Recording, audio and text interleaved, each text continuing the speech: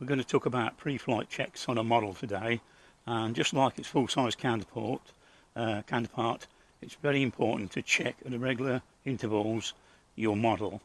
Now, to do this, you can make a checklist like this, a simple checklist, and I'm going to go through this with you now and just show you the fundamentals of what we're looking for. Okay, first of all, we're going to check the LiPo batteries we're going to use, make sure they're the right ones for the model, and make sure they're charged up by using a meter.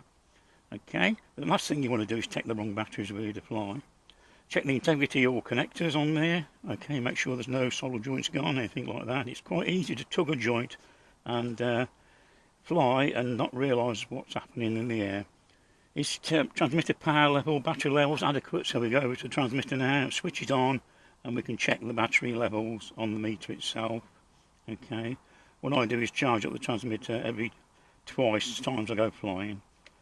Then we go to the check motor mountings on the model. Okay, a simple check is just to wiggle the motor, and you'll soon see if there's a loose bulkhead, it'll become very, very apparent. Okay, check receiver mounting orientation. Well, that's all fixed in place. A little tiny antenna going through there.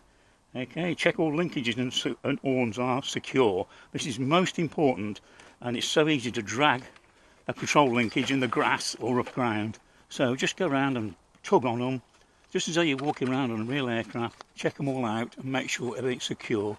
Hinges as well, make sure you've got proper hinges and there's no hinges loose. And it could save your model at this stage. Where are we going to now? Okay. Check all moving elements, operational and correct orientation. We should do this before every flight. Make sure if you're going to bank left, you're actually going left on the ailerons, especially if you've done any work on the model, etc. And it's so easy to disconnect a connection and put it in the wrong way. Right, invert model support from ground and test landing gear. Well, in this case it's a fixed landing gear, but must make sure that it's serviceable. We've got an elastic band on there holding the spreader bar in place. Make sure the wires, see that's going rid up in a landing, heavy landing. So just push them down. Okay, perform a range check. Well, you can do a range check at intervals, not necessarily to do it all the time, but if you change, certainly if you change the receiver or any major element of the model, check the range check. Establish wind direction. Well, we're just about to fly, we'll do that. We've got a little tiny wind sock. All I use is a piece of wire and a piece of tissue on the end, that's all you need.